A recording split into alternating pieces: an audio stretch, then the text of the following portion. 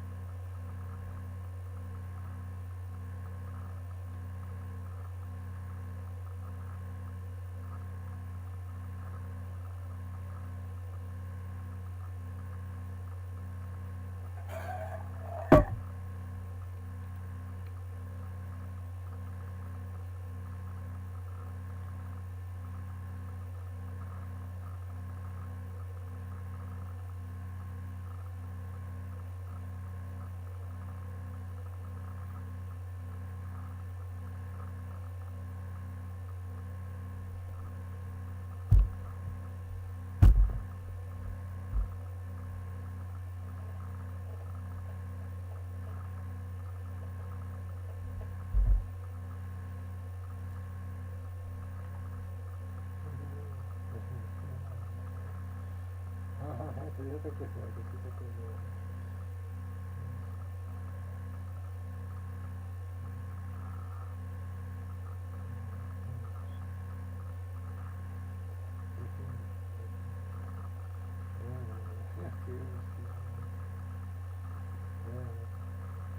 Вернулась.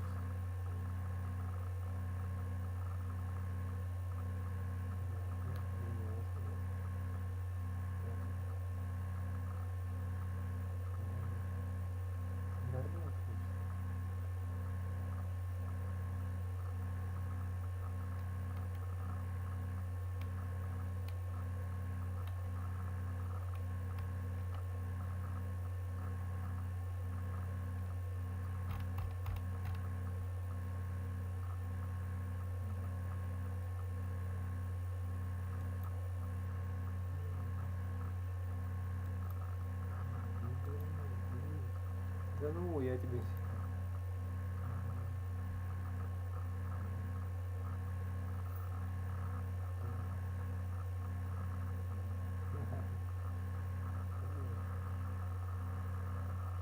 Все нравится, все нравится.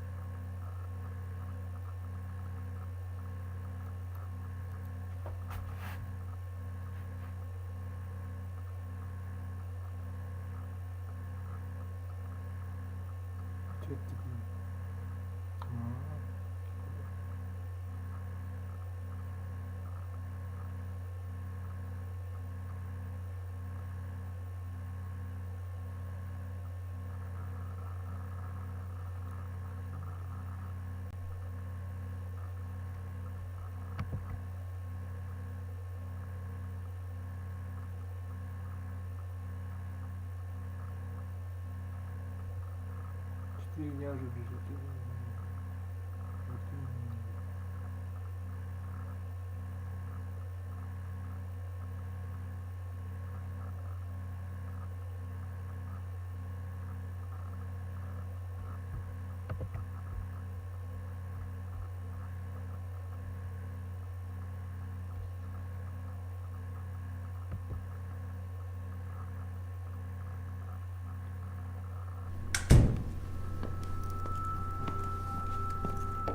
You are not a brand.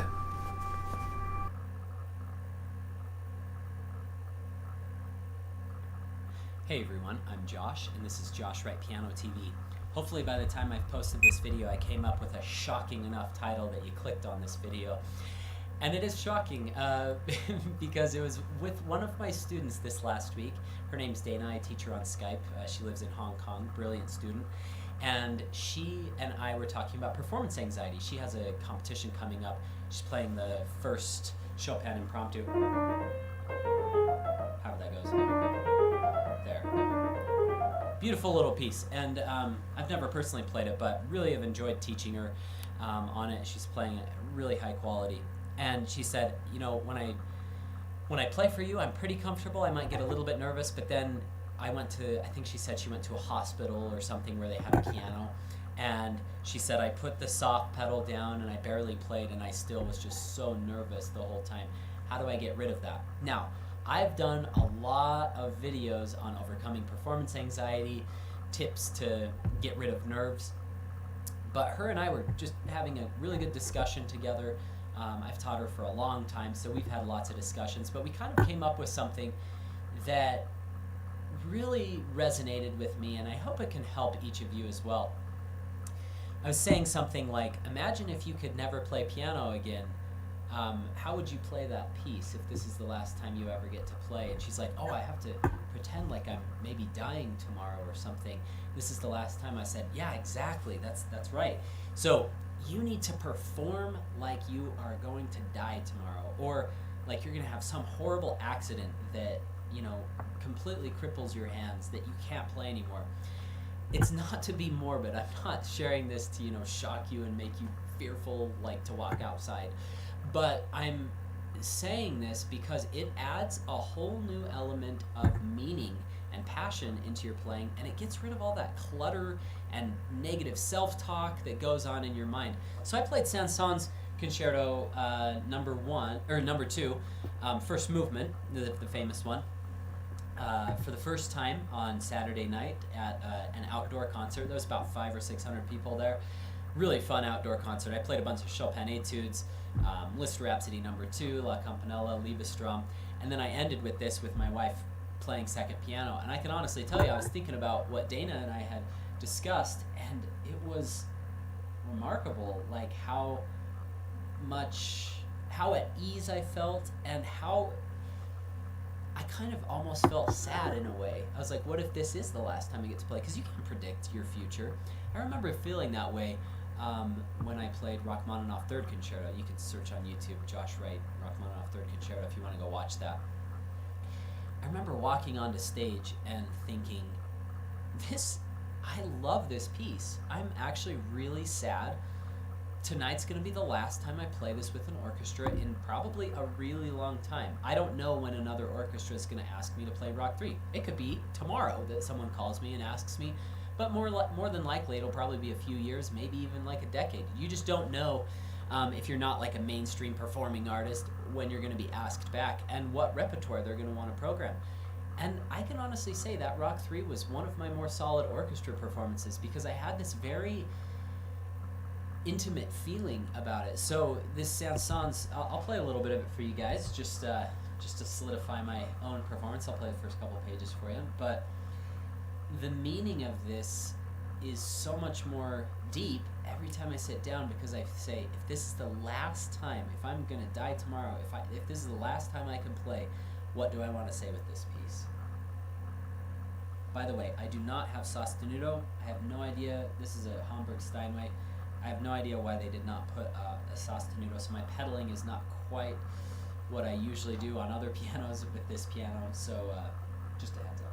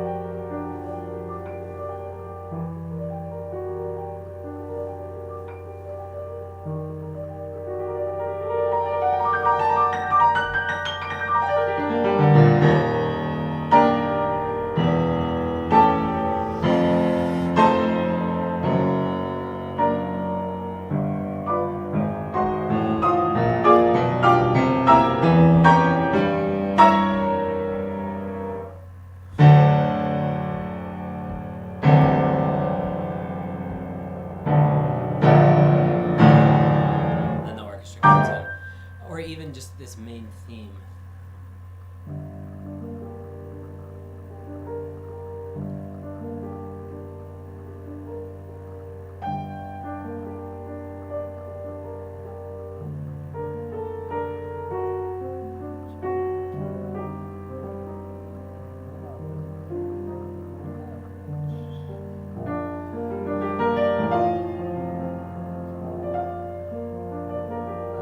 You just enjoy more, you savor more, and you don't worry about the little mistakes. As you can see, I don't know how many of you know the piece, but you know, I had a little at the very beginning. Had a little double take there, you probably noticed right at the beginning, and you know, I kind of thought, oh, should I stop the video and you know, redo that so it's perfect? No. Had a little double take there, you probably noticed right at the beginning, and you know, I kind of thought, oh, should I stop the video and you know, redo that so it's perfect? No, that'd be so hypocritical, you know. And then I just got thinking, think about what you're actually preaching in this video, Josh. And then I was just like, okay, whatever, no longer, you know, because you always get a little apprehensive when you start, but that piece is easy to connect to. It's pretty epic, okay? So, but even if you're playing something as easy as a Bach minuet,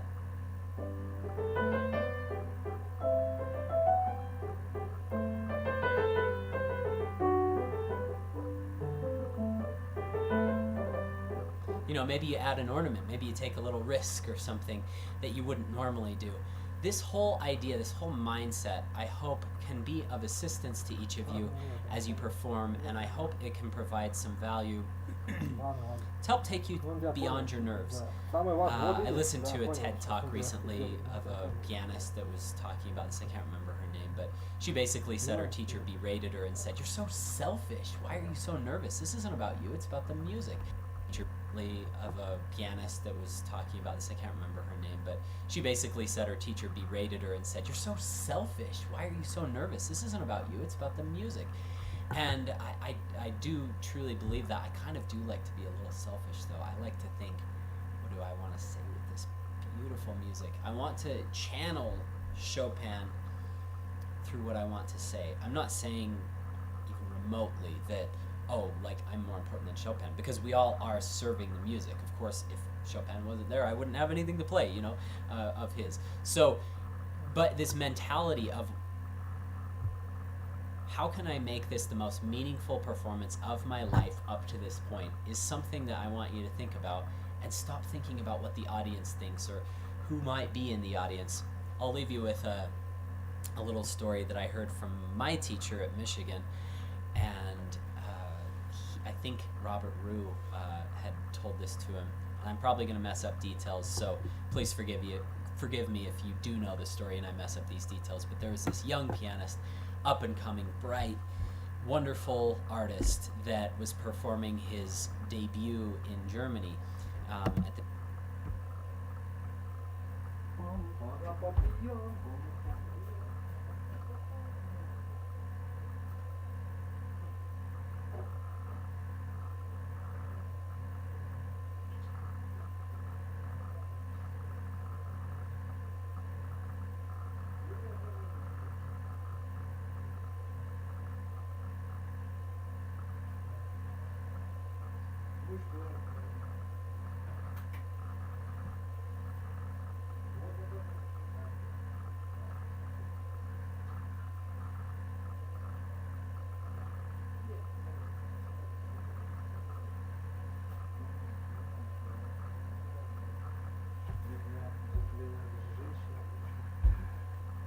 Или надо женщина? Нет. Вот это, вот так.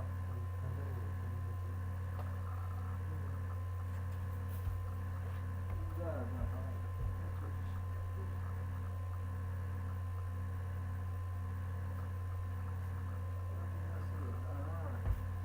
Ой, это сложно.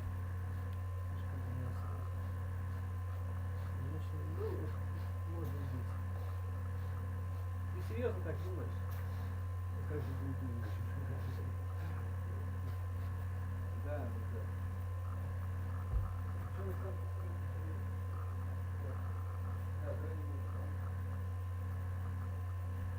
Так мы не так, понимаешь? Есть еще другие песни искусства, да. Не буду писать. Ладно. Все о любви, конечно, о любви к женщине, да, то есть больше ничего.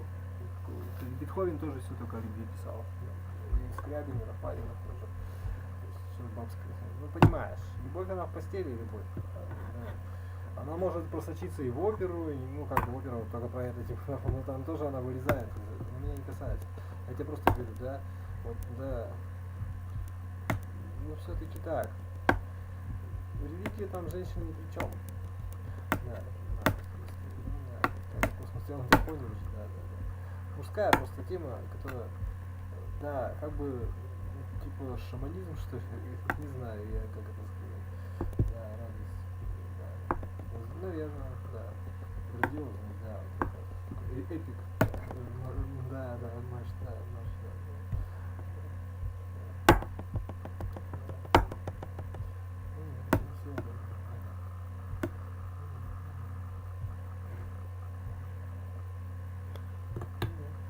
Нормально. Да. Нам, то есть как бы мы же воздушные, понимаешь, мы же мужики, нас вот понимает он тебя, да. Но это тебя не сделает, то есть это как бы такая дуализм, ну как бы не дуализм, а просто такая тематика, что тебя тянет, тебя тянет, но ты как бы не можешь оторваться. Вот умри, освободишься, да, с ним, конечно, станешь, да, я понял. Убей себя, может сразу тогда, нет, ладно, не знаю. То есть какой выход? Ты у себя усовершенствуешь, тянешь себя в космос, типа там вертикализуешь и там только. Ну только без этого, ладно. То есть ты ничего себе не сделаешь в одном поколении, там, типа, да. Ну, с другой стороны, хотя бы в руках, да. Нет, ну жизнь можно прожить нормально, да. Ну как бы да. Да, понимаешь. Сам себя. Ну хорошо, молодой. Ой. Здесь.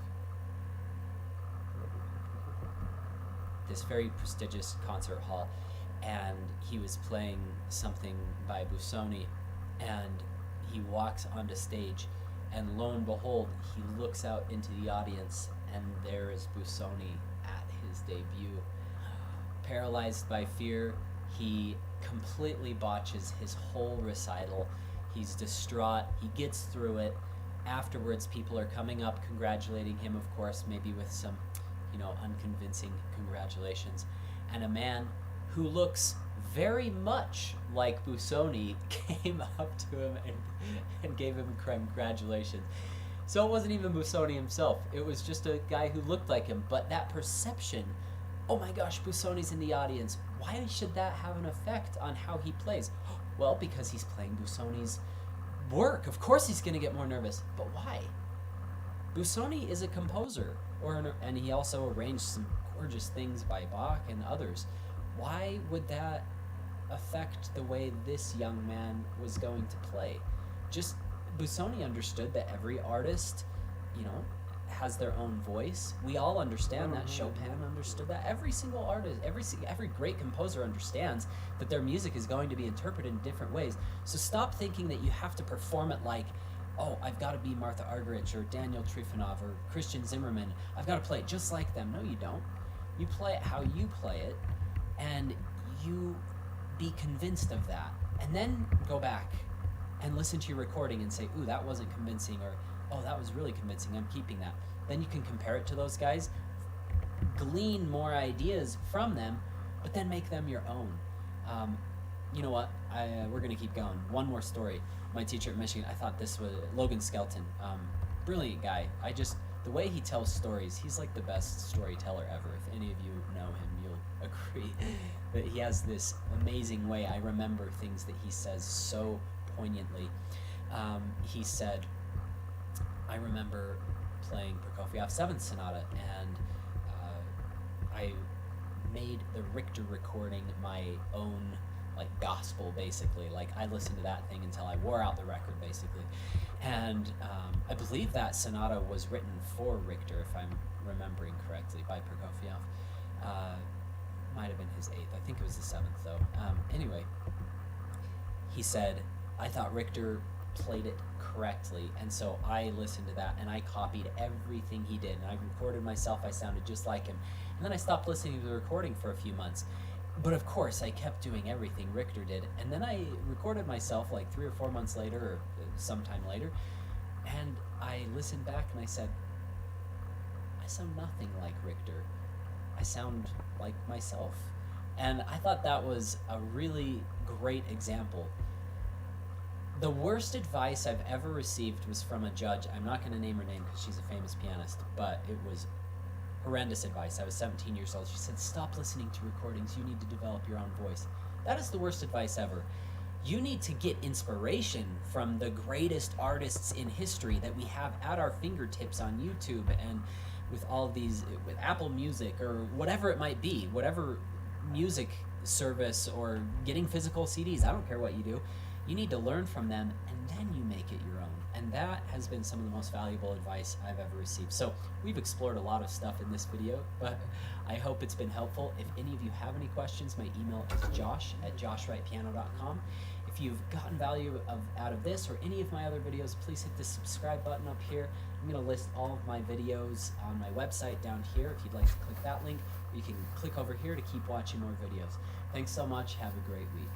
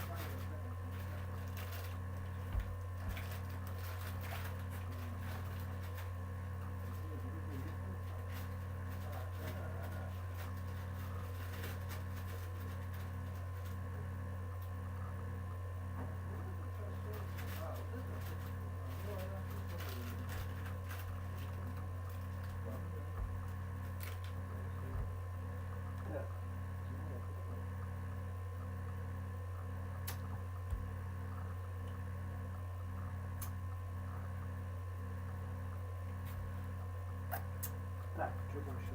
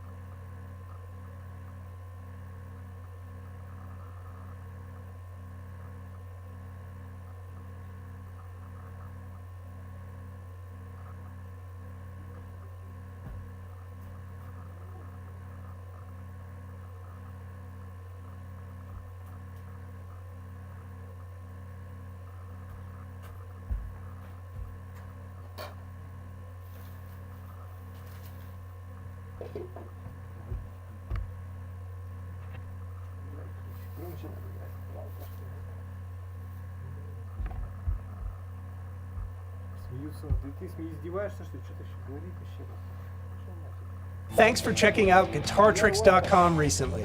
For a short time, when you sign up, you'll get an awesome discount on an annual subscription when you use code ONLY99.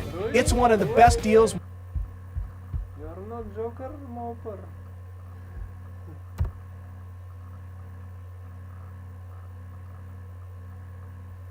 You sign up.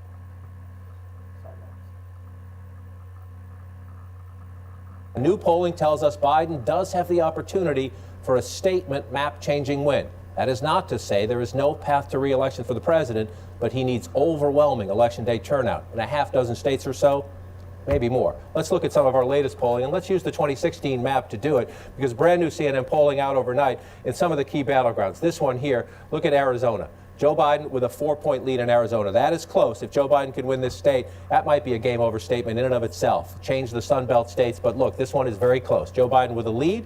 He'd love to turn that state competitive to the end. Let's move to the east here and look at our new CNN polling.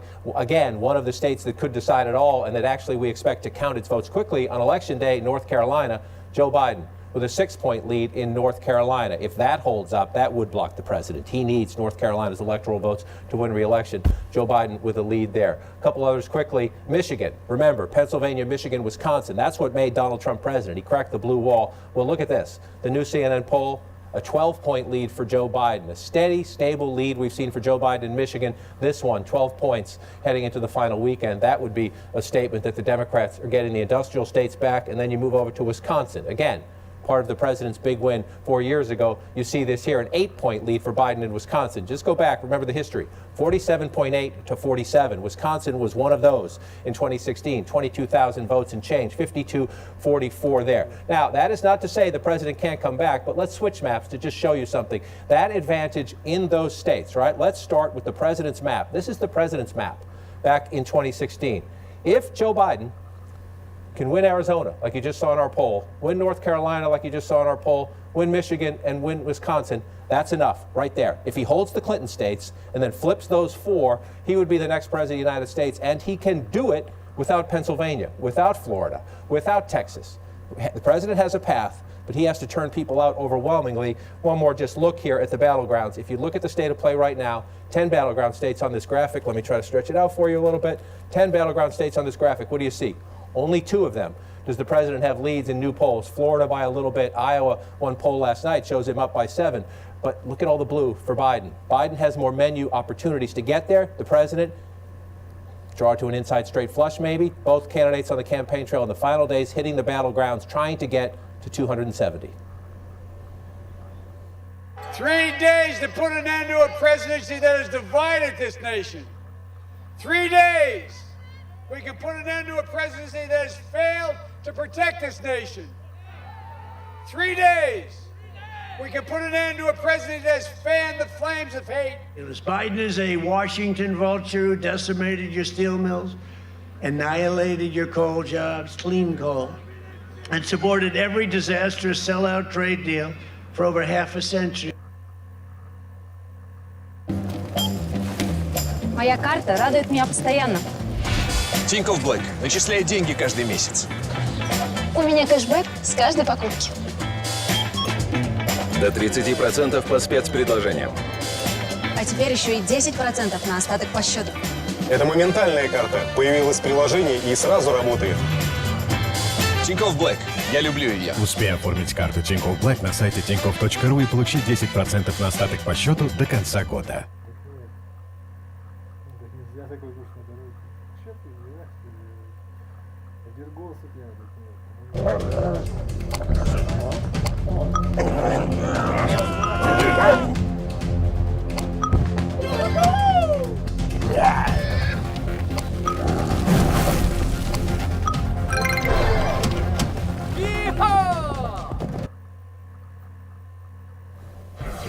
with us this Sunday to kick off the conversation and share their reporting and their insights. CNN White House correspondent Caitlin Collins, Jonathan Martin of the New York Times. Caitlin, to you first, because Donald Trump is running against Joe Biden, but he's also running against the coronavirus, and heading into this last weekend, Dr. Tony Fauci giving the most blunt interview yet, and he knows what he's doing here. The election is right around the corner.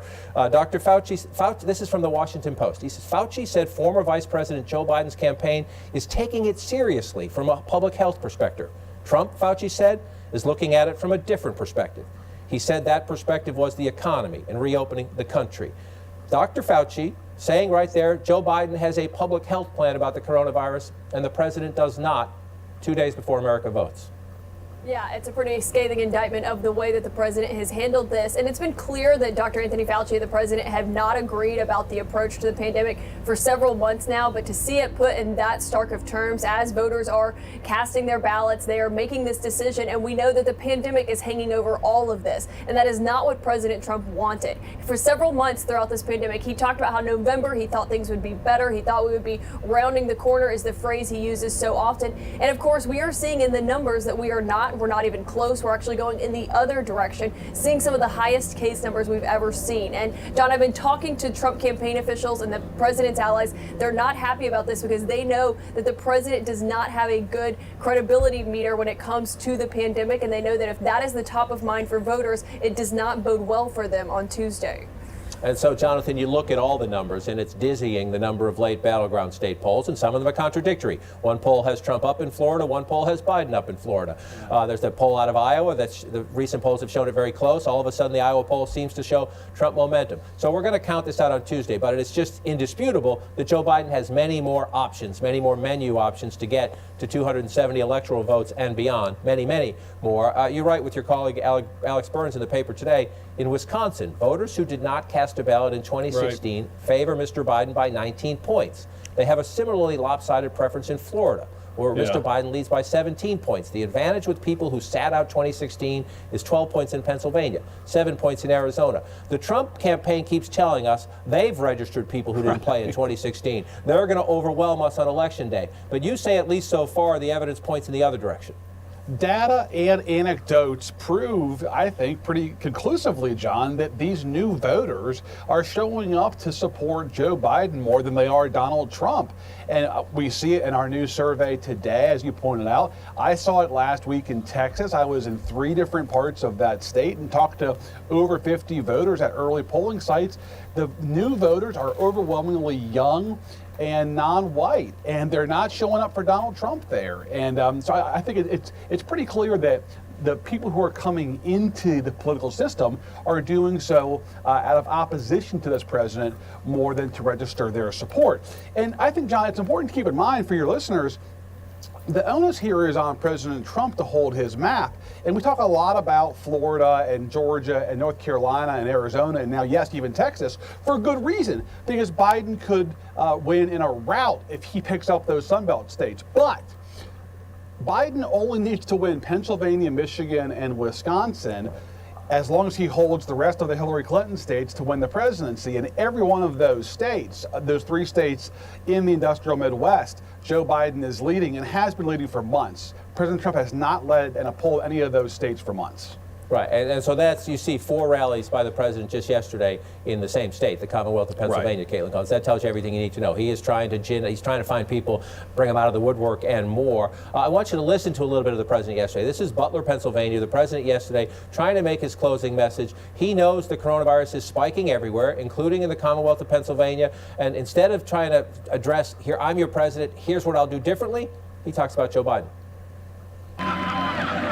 Biden will delay the vaccine and impose a crushing lockdown on all Americans. Under Biden, there will be no school, no graduations, no weddings, no Thanksgiving, no Easter, no Christmas, no 4th of July, no nothing.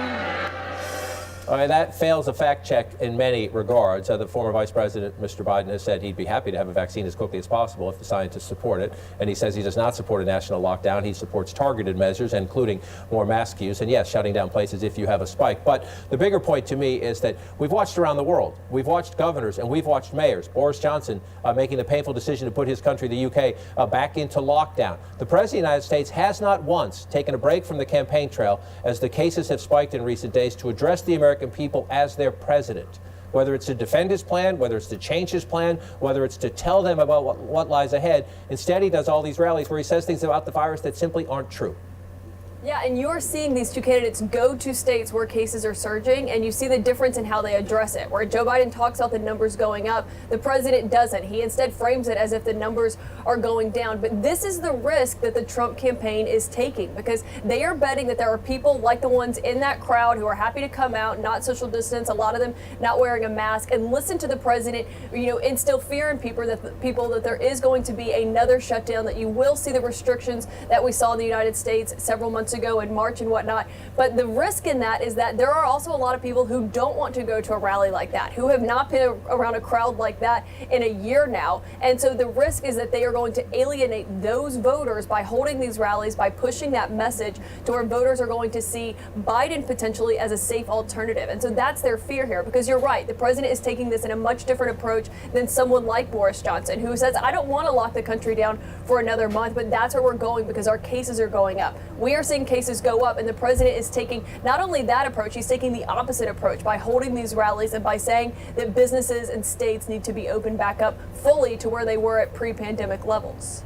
And so, Jonathan, what do you look for in the final 2 days? They're sending Barack Obama, the former president, back to South Florida. Democrats are worried there about African-American and Latino turnout. As Democrats try, they think in many places the early voting has helped them, but they have to finish. They have to execute to the end. And they have some people, older voters who are breaking for Biden this time, might be afraid to vote because of the coronavirus. Inner-city African-Americans, the disproportionate COVID cases. What are you looking for in the final days in terms of execution?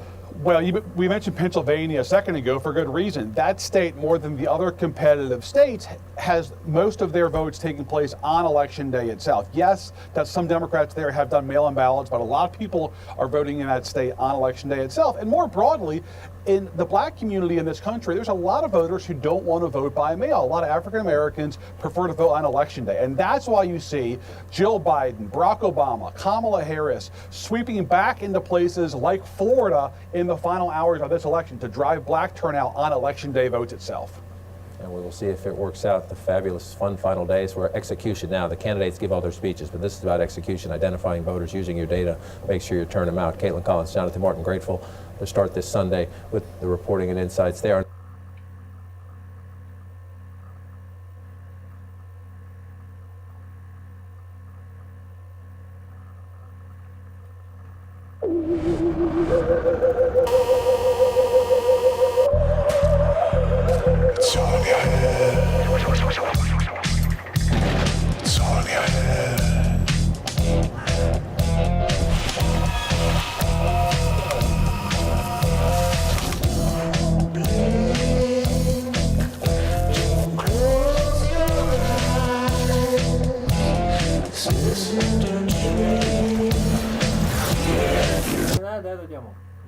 Tonight, the Battleground Blitz with just 3 days to go. Both candidates making their closing arguments.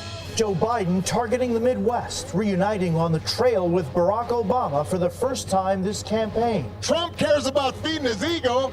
Joe cares about keeping you and your family safe. The new effort to reach African-American voters. President Trump going all in on Pennsylvania, making 4 stops just today. This is the state that will save the American dream. And why North Carolina is more up for grabs than ever. Nearly 100,000 new COVID cases in one day alone, a new record, and the new fears of spread this Halloween night. A party of hundreds broken up in Brooklyn, and the big football game today where cases are surging.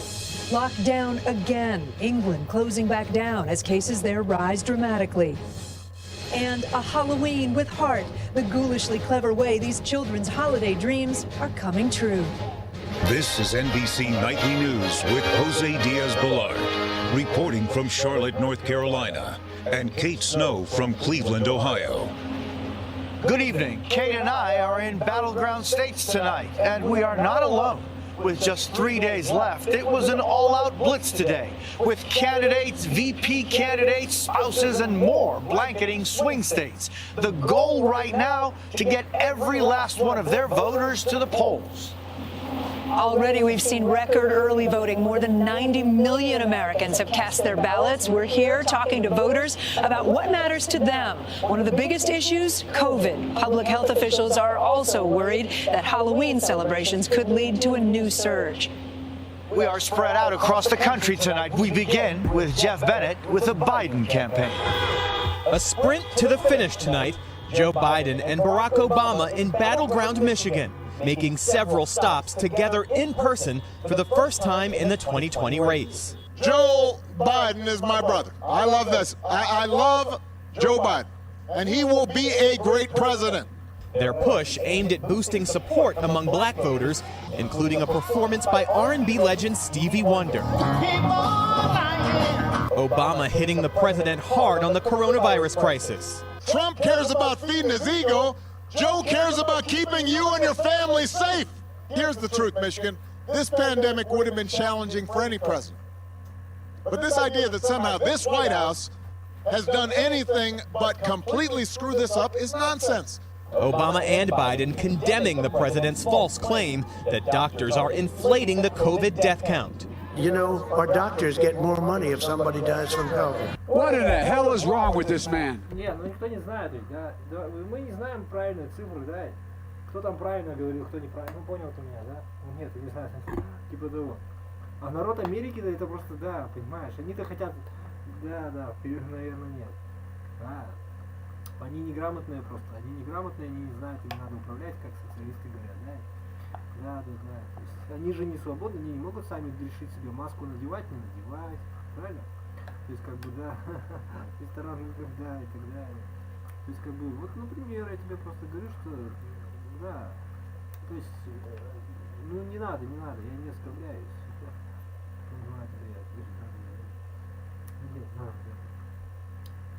Ну да, то есть вот так вот, да, интересно. Между собой, да. Между собой. Ну нет, а прессе как выгодно? Ей выгоднее быть за кого-то или против? Неизвестно. Тяжело.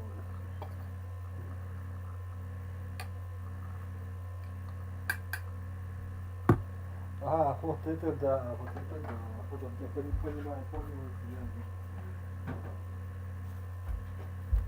Давай не будем, ладно? Я вот лично, я понимаю, да, понял себя. И вообще политика, вот понимаешь, да, короче.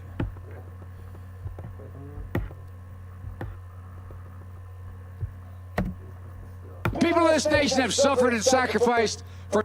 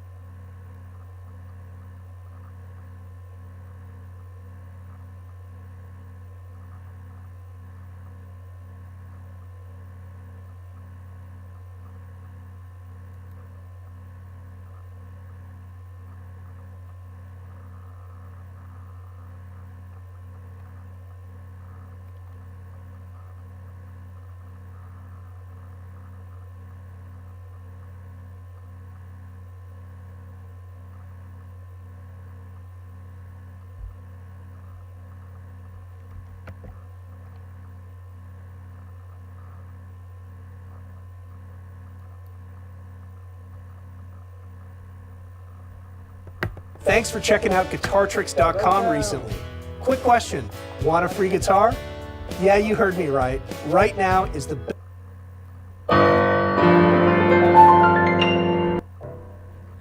Robert Estrin at livingpianos.com. Today, 3 secrets to memorizing music. Well, the three secrets all come down to one thing, and I'll tell you how they relate to three aspects that will help you in memorizing music. Memorizing music is tough. It's hard work if you're doing it correctly. If you just play through a piece over and over in the hopes that eventually it'll assimilate, that's not a very efficient way to learn music. You need to be organized, and I have videos on how to approach memorization. But the three secrets come down to memorizing every day. Now, why does that give you three benefits? Well, first of all, obviously, if you're memorizing every day, you're going to learn more. If you only try to do it once or twice a week or every other day, you're limited in how much you're going to be able to learn by the sheer amount of time. But it's more than that. The second thing about memorizing every day is you get to reinforce your work from the previous day. Because otherwise you're going 2 steps forward, 1 step backward every day, trying to get back what you learned even the next day is a big challenge. But if you wait a couple of days, you will have forgotten a great deal, and so you really are not going to be able to be as productive. And the third reason is that since memorizing is very taxing, there's only so much you can do at peak performance in one sitting. If you do it every day, you get your mind when it's fresh. And that's a tremendous benefit to you. You could soak up a bunch of music before you get to that point of diminishing returns. So remember, if you're serious about memorizing music, get to it every day. There's so many benefits to that, and you will be rewarded with amassing great amounts of repertoire in your music. Thanks again for joining me, Robert Estrin, here at livingpianos.com, your online piano store. Remember to subscribe to the YouTube channel, and you can even hit the bell so you'll be notified when there's new videos for you. See you next time.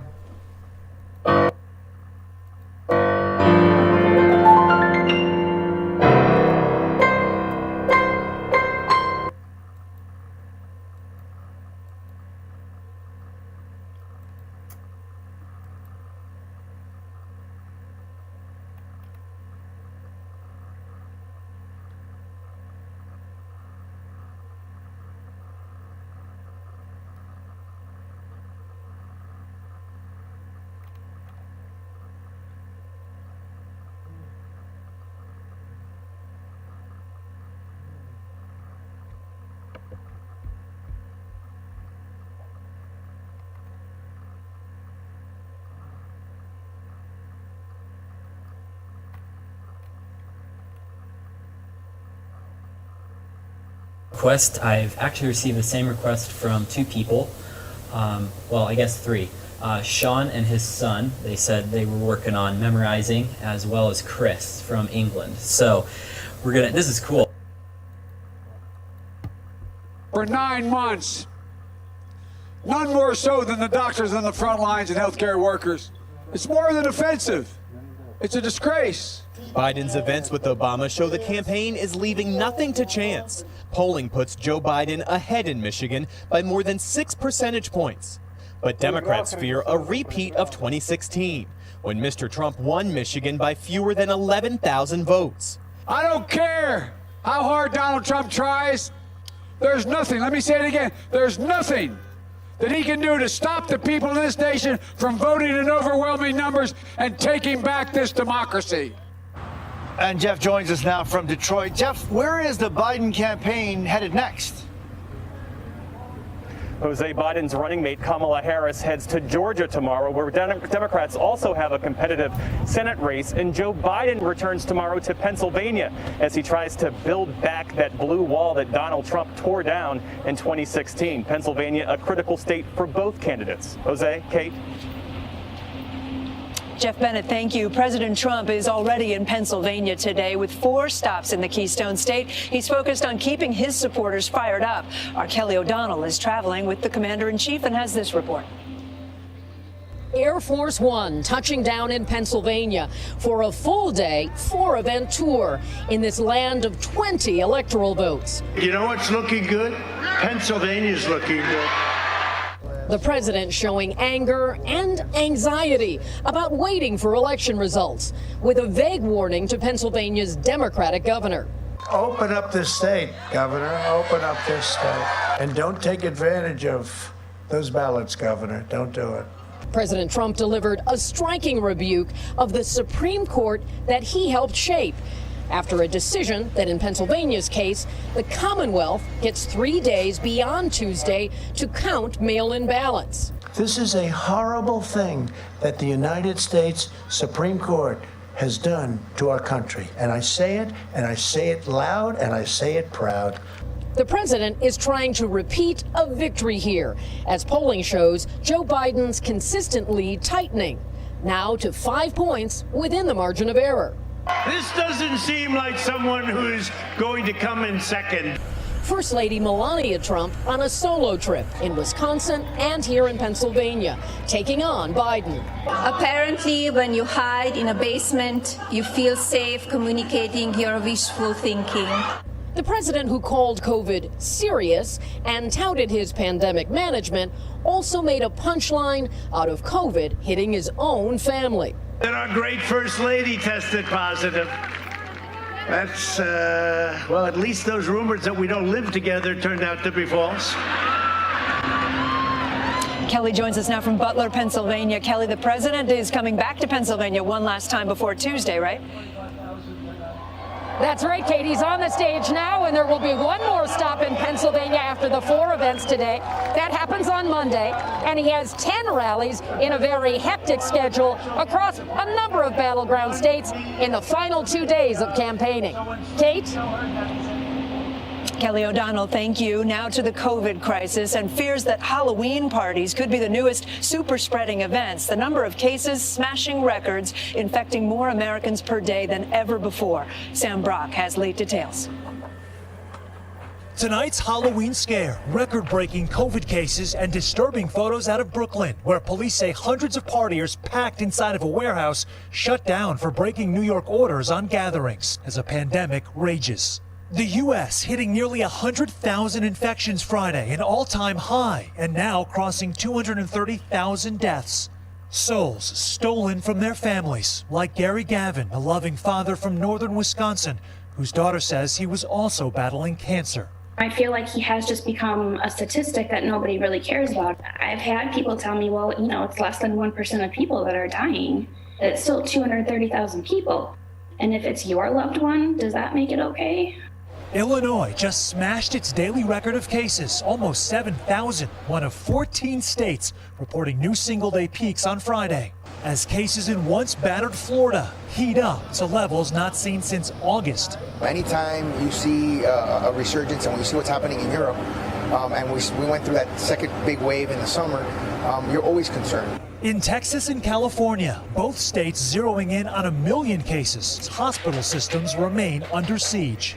Last night I didn't sleep for more than 3 hours in a row because the calls keep coming.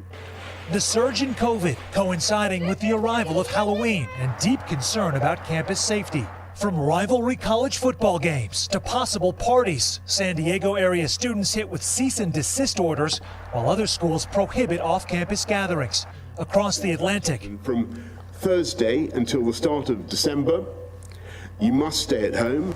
England about to start a second national lockdown, joining France and Belgium with a fresh wave of the virus striking Europe. Restrictions tightening here and abroad. I just don't think that the sacrifices that are asked to be made are as big as the sacrifice of losing a family member. And Sam's with us. Sam, today Governor Cuomo in New York announced rules about traveling to New York State. Okay, you know how much travel there is between Florida and New York. No more quarantine list. Instead, what you need if you want to go to New York is a negative COVID-19 test within 3 days of arriving in New York. Then you'll wait 3 more days, get a second negative COVID test, and you don't have to quarantine for 2 weeks. Kate and Jose, back to you. Sam Brock in Miami, thank you. I am here in North Carolina tonight because this is one of the biggest battleground prizes this election, but it used to be a reliably Republican state. That changed partly due to voters here in Charlotte, which are reliably Democratic and getting bigger by the day.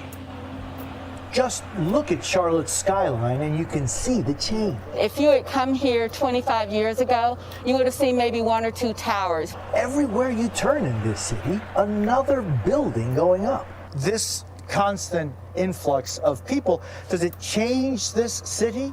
We have a huge immigrant population here from all over the country. We also have boomers that come, but we're growing most quickly with millennials. Tammy and Darren Bratt moved here from Connecticut 3 years ago for work. Are you a North Carolinian now?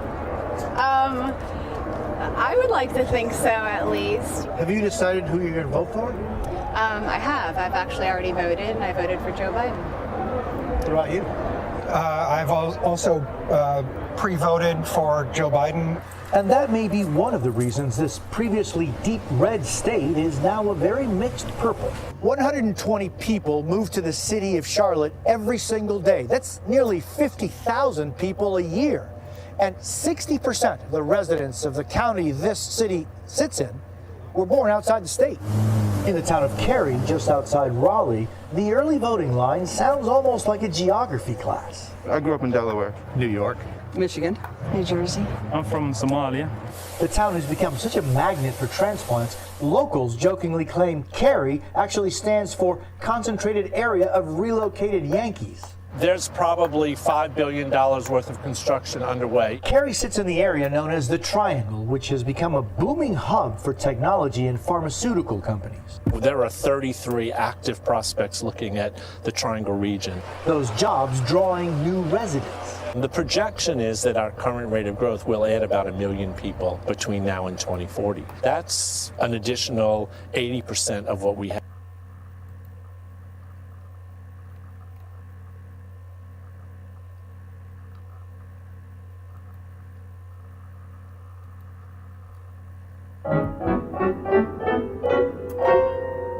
Hi, in this video I want to reply to viewers' requests for tips to improve memorization.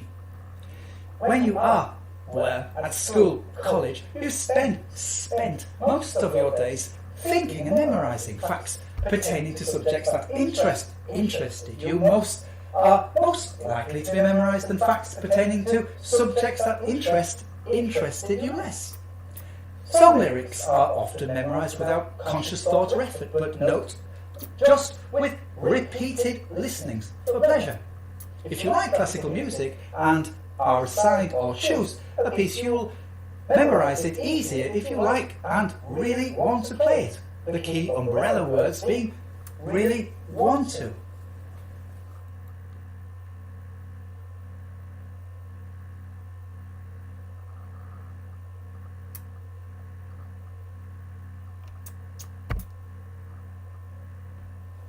Playing piano is mysterious, but less mysterious than some imagine.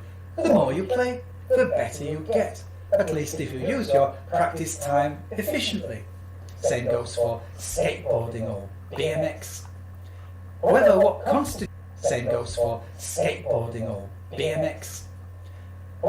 constitutes practice time varies from pianist to pianist. This relates to memorization. There's mental practice and physical practice. Glenn Gould claimed to do more of the former than the latter. If mental practice is new to you, this video is for you. There's basically two types of physical practice: blocked practice and random practice. Blocked is repetitive, usually small sections or phrases. This helps some feel securely organized, knowing it guarantees technical results and greatly aids memorization for them. This approach doesn't suit others, and they instead prefer random practice, which offers a musician, usually with more experience, a way of keeping a feeling of freshness with the score. The key word here is experienced. The blocked method of repetitive practice in phrases, if you do it musically, listening carefully to make improvements, invariably leads to quicker memorization, as fingers just seem to remember. It's as simple as that. The key word here is experienced. The blocked method of repetitive practice in results and greatly aids memorization for them. This approach doesn't suit others, and they instead prefer random practice, which offers a musician, usually with more experience, a way of keeping a feeling of freshness with the score.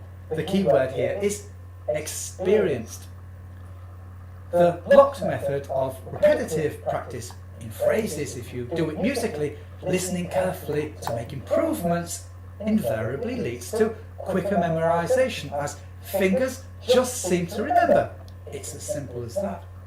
But this video aims to present you with a new challenge to develop something you have the ability to do and do well, and you may not realise it yet. That is mental practice and memorisation, away from the piano. In one of my Google Plus albums, I've chosen some simple pieces to get you started. The links below. You don't have to use these pieces. Of course, similar simple pieces are all that's needed. Print these or photocopy the score so you can fold it and put it in your pocket or bag. On a day at school, college, work, or none of the above, just a day away from a keyboard or piano, take this simple page of music with you. Find a quiet place, sit and focus on the music, and play it mentally, with the aim of memorising it without your fingers being involved in the process.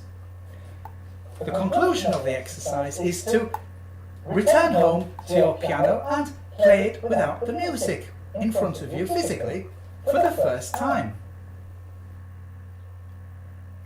I know it sounds difficult to do, and it is at first, but if you persevere, it's the best way I know of to develop the conscious mental process of memorisation. It's an ability you can develop over time which greatly aids memorisation when physically playing. If you extend a leap of faith to me, I'd like to show you it's possible to do this even at my age. I've included a link to free scores of national anthems which serve as good as anything. Choose one you either don't know randomly or one you're curious about. Just one you don't know too well, as it could already be in your memory. I've chosen the Austrian national anthem, as my Irish piano manufacturers are based in Vienna. So I was curious. I'm taking a tea break and running through the score of the Austrian national anthem at the kitchen table until I feel it's memorised. The process, strange to say, feels surprisingly similar to playing physically.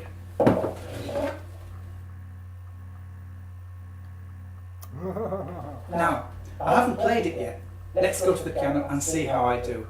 The idea is not to embellish it with chords and harmonies, just to play the notes as written.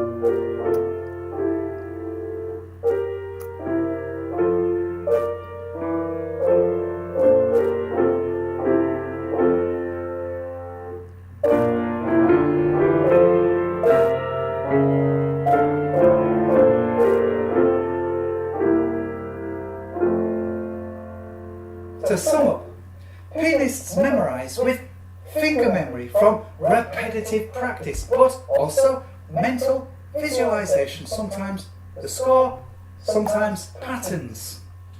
Mental practice is surprisingly helpful to those that find themselves with time on their hands during the day away from the piano, such as travelling or waiting, and want to use that time productively and improve their piano skills.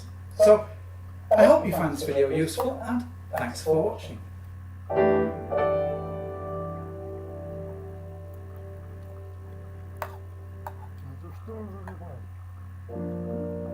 Every strong community that's ever existed started with sharing. We share experiences.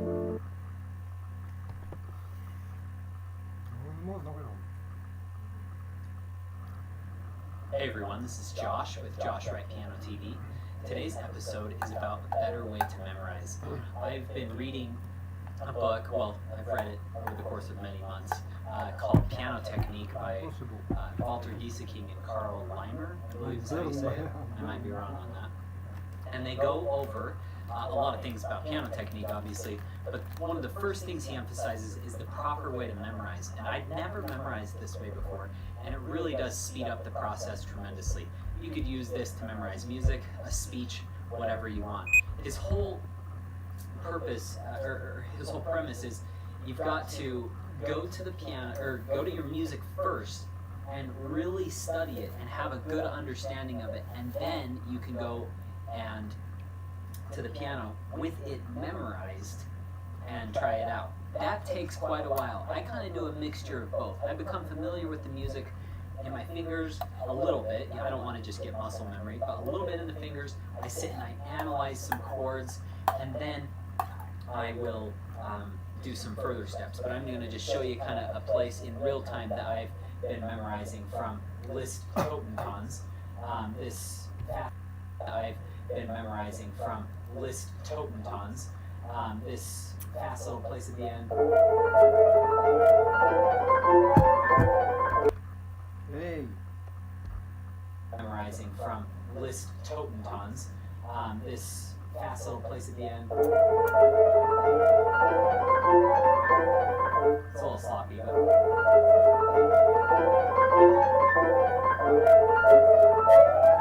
And I've only worked on this for probably, to be honest, you know, a good 3 weeks, maybe a month of consistent days. So I probably worked on it for 30 days because I've had several projects going on.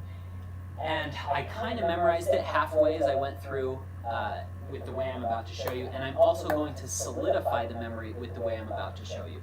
Okay, so what I've done, I'm going to take this next little part because this is the part that's really annoying and confusing.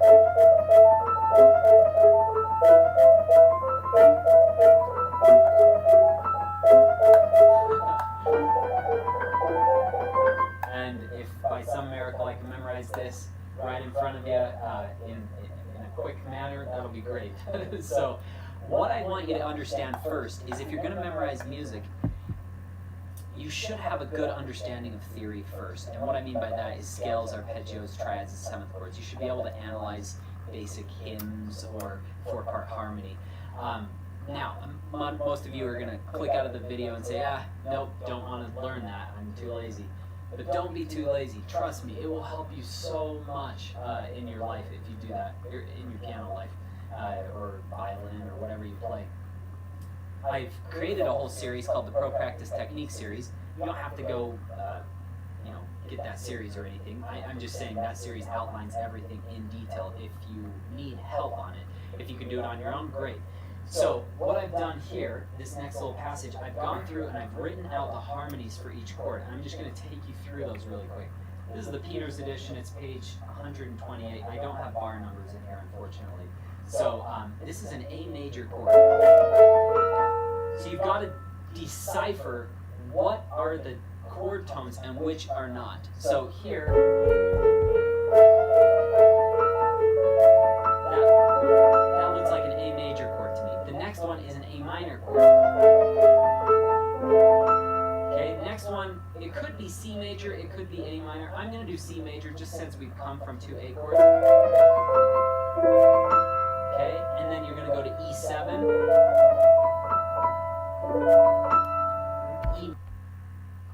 Go to E7,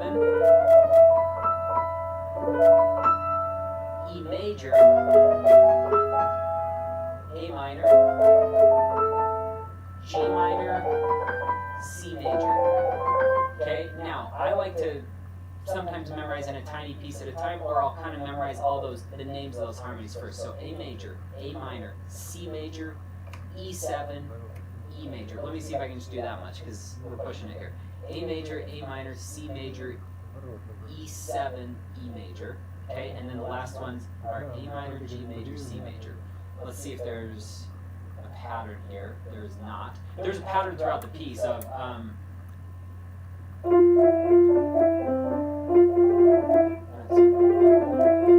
and then that's the main theme of the piece.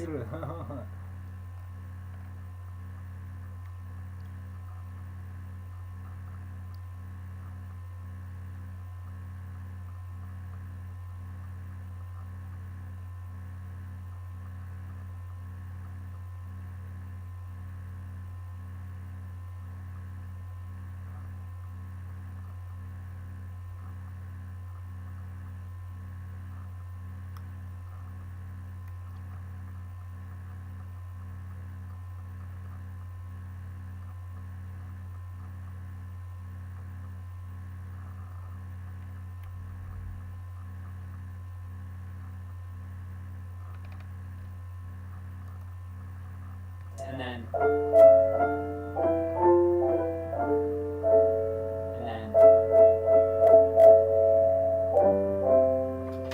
that's a pretty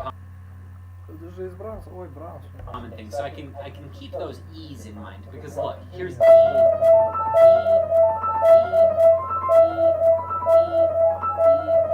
and finally G, G.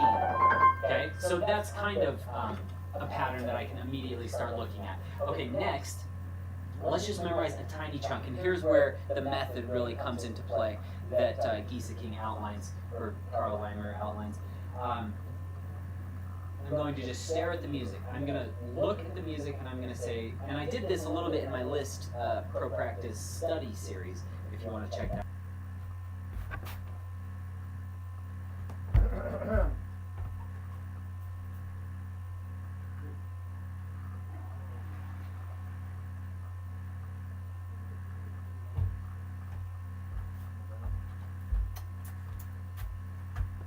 So feeding is so video feeding.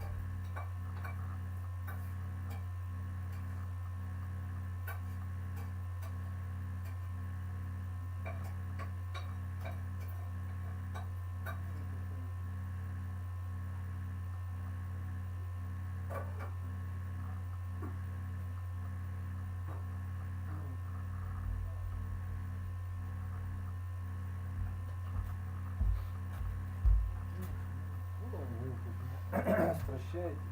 Стращайте меня еще. Это вот очень важно.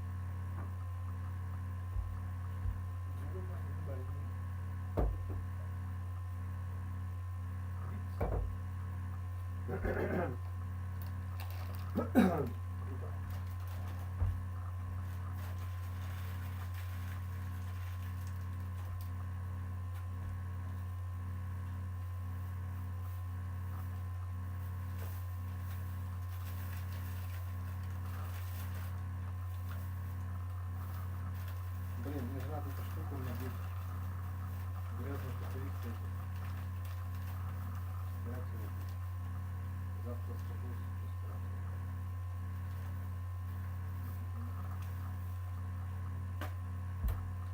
Hello, я понял.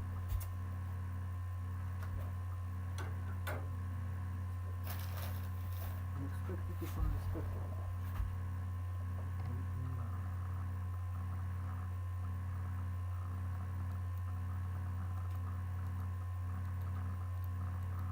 Tricks. Rest.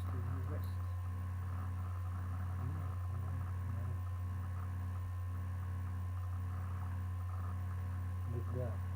У меня так вот честно, если да, я делал что-то не то. То есть не меморизировался, я не меморизовался, как это. Я согласен, да. Вот надо подработать над собой, да. Не, теоретически-то все знают. Я понял, ну да, да. Ну да, вот это есть безобразное представление.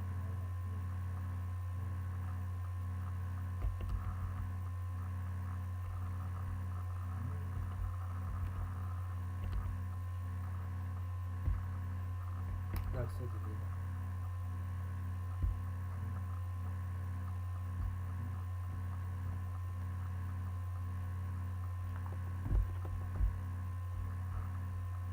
Наоборот.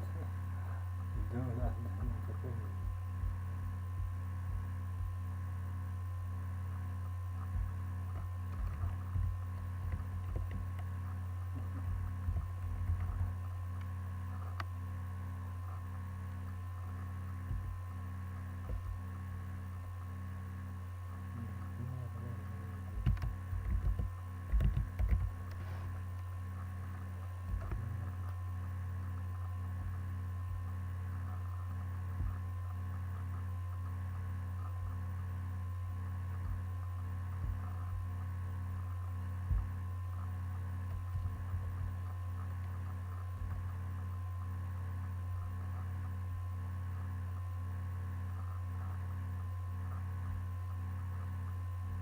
А, ой, это я понял.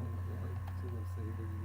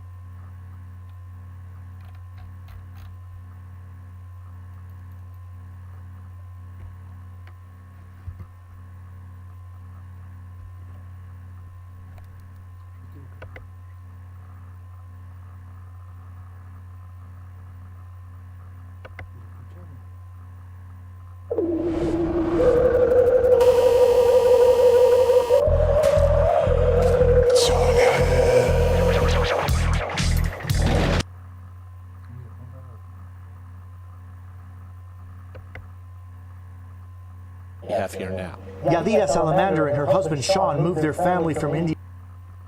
Ладно, все, пошел.